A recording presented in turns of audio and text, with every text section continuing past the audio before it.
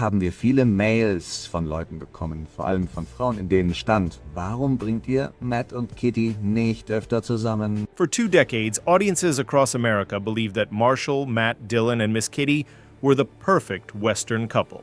But behind those tender glances on screen lay a far colder truth. Every time the director yelled, "Cut!" James Arness quietly walked off set, not a single word exchanged with Amanda Blake. What fans thought was subtle restraint was in fact silent resentment. Everyone on set could feel the tension, yet no one dared to speak. The rift between them ran so deep that CBS spent years covering it up to protect the legendary image Gunsmoke had built. And soon the secret behind one of Hollywood's most famous feuds began to unfold. When Amanda Blake joined Gunsmoke in 1955, she was just 26, confident, ambitious, and determined to make her mark in a genre ruled by men. James Arness, 32 and still limping from a war injury, had just been handpicked by John Wayne to play Marshall Dillon. At first, their connection seemed natural. She admired his quiet strength, and he respected her fiery determination.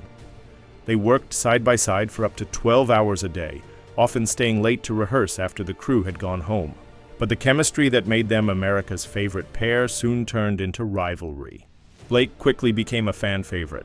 Letters poured in praising her wit and independence. CBS began featuring her beside Arness in promotional photos, no longer standing behind him as before. For a man who valued discipline and hierarchy, that change felt like betrayal. By the show's 3rd season, whispers of creative tension began to spread. Blake had grown close to the show's first director, Charles Marquet Warren, who often rewrote scenes to expand Kitty's dialogue. Arness saw it as blatant favoritism.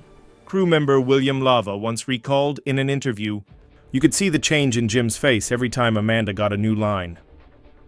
And that was when professional partnership turned into quiet warfare, a fracture so deep that the network fought to keep it buried for decades. It wasn't jealousy, it was something deeper, the feeling of a man losing control of the world he once ruled. The breaking point came in 1958 during a routine publicity shoot. When photographers asked the two stars to stand closer, Arness hesitated, pulling back just as the cameras flashed. "Kitty doesn't need the Marshal that much," he muttered. Blake held her smile, but later confided to a reporter, "It's hard to act close when someone keeps building fences." From that moment on, every glance they shared on screen carried an unspoken weight. One afternoon, between takes, Blake reportedly asked, "You don't like me anymore, do you, Jim?" Without looking up, Arness replied flatly, "I like you fine, as long as the cameras are rolling." What began as affection had quietly curdled into resentment. By the mid-1960s, Gunsmoke was an unstoppable force. Arness had become television royalty, earning more than many Hollywood film stars. Blake, meanwhile, embodied frontier feminism, bold, independent, and admired by women across America. But fame didn't mend the divide. It only deepened it. During the 1963 episode Kitty's Injury, the script called for Dillon to carry Kitty out of a burning barn. The stunt required Arness to lift Blake repeatedly under scorching studio lights, all while battling lingering pain from his wartime injury. He refused a stunt double. The first take went smoothly, but when Blake asked for another, saying her expression hadn't looked right, Arness snapped. The next lift ended with Blake slipping from his arms, crashing to the floor. That piercing scream audiences heard. Many insist it was real. Filming stopped for 2 days. Officially, the accident was blamed on exhaustion. But decades later, sound engineer Ed Dunning recalled, "I saw Jim walk away with his jaw locked tight." He wasn't sorry. After that, production quietly adjusted.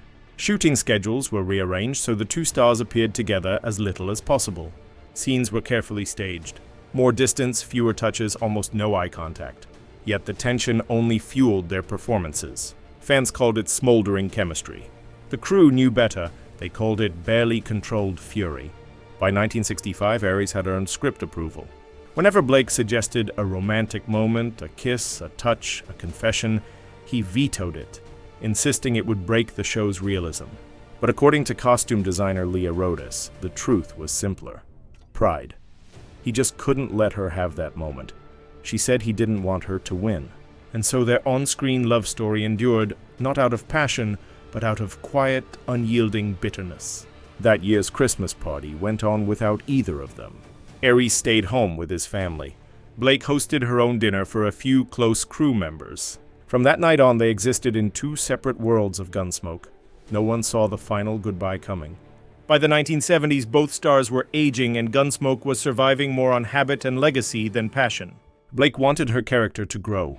She pitched a storyline revealing that Miss Kitty had once been a madam who rebuilt her life. It was bold, ahead of its time, and would have given her depth beyond the saloon doors, but Aries killed the idea immediately. In a closed meeting with producer John Mantelli, he argued that such a revelation would damage the Marshal's integrity. Mantelli agreed. Blake was devastated. Years later, she told a friend, "I wanted to show women that Kitty was flawed, that she fought her way up, but Jim wanted her spotless as long as he could keep her under his thumb." The tension turned toxic. On set, they rarely spoke unless the cameras were rolling. Crew members remembered that if one entered from stage left, the other would exit right.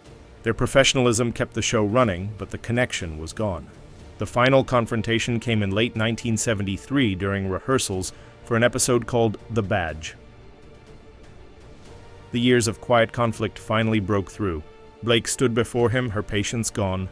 "You've made her invisible, Jim," she said. Arness looked back at her, calm but cold. To him, Kitty had stopped being just a character. She had become a threat to the Marshal's legend. "You made her too human," he replied in a low voice. In that moment, the divide between them was complete. It was no longer about lines or screen time. It was a battle for who defined the soul of Gunsmoke. Blake walked out of rehearsal and only returned when the cameras were rolling. When the episode aired, fans praised the emotion in their final scene together, Kitty saying goodbye to Dodge City. Viewers thought it was acting. The crew knew it was real. After the season wrapped, Blake turned in her resignation. The network begged her to stay. Arness said nothing. In one of his few interviews from that year, he simply said, "Actors come and go." The West Stays the Line became one of the most talked about episodes among fans. Many believed it carried a hidden message. It was the reunion that changed nothing. When Gunsmoke finally ended in 1975, Aries withdrew from Hollywood. He gave few interviews, spent his days sailing along the California coast, and never once mentioned Amanda Blake. Still, the whispers never stopped. Some said his silence wasn't anger, but guilt. 10 years later, CBS decided to revive the series with a reunion film, Gunsmoke Returned to Dodge. When producers called Aries, he agreed without hesitation. When they reached out to Blake, she paused until she learned Aries had already said yes. Then she accepted, but with one condition. They would film their reunion scene first. The day of that shoot, the air was thick with memory. The scene showed Matt Dillon finding Kitty after years apart. Between takes, Blake tried to ease the tension. "Do you ever miss Dodge?" she asked quietly. Arness didn't look at her. "Only when it rains," he said, eyes fixed on the horizon. For a fleeting moment, there was warmth again. A shadow of what once was. But when the cameras rolled, the emotion turned real. Arness's hands trembled slightly as he reached for her arm. Blake's eyes glistened, her voice breaking as she whispered, "You never came back for me." Arness said nothing. The silence between them wasn't scripted. It was genuine. When the scene ended, they didn't speak again. 2 years later, in 1989, Amanda Blake passed away from complications related to AIDS. Aries didn't attend the memorial. Instead, he sent a short note that read, "She was part of my life's best work." To some, the message sounded cold. To others, it was as close to an apology as he could bring himself to make. In his later years, Aries confided to a friend, "We could have been close, but we were too much alike. Stubborn, guarded, afraid to lose control." That simple admission changed the way people saw their story. The feud wasn't born from hatred.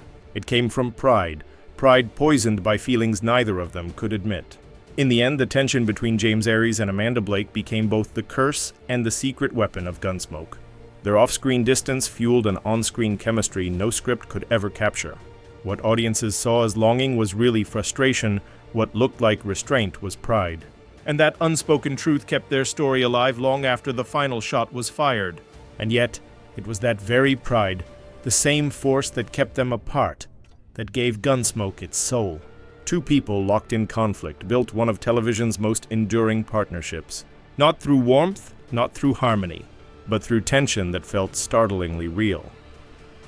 When Aries finally looked back on those years, just before his death in 2011, he told biographer James Arness, We made people believe in that world. Maybe because we were both just trying to survive it. So perhaps the real question isn't why he resented her, but whether he ever stopped. What do you think? Did the hidden war between James Arness and Amanda Blake ignite the fire that made Gunsmoke legendary? Or did it quietly destroy the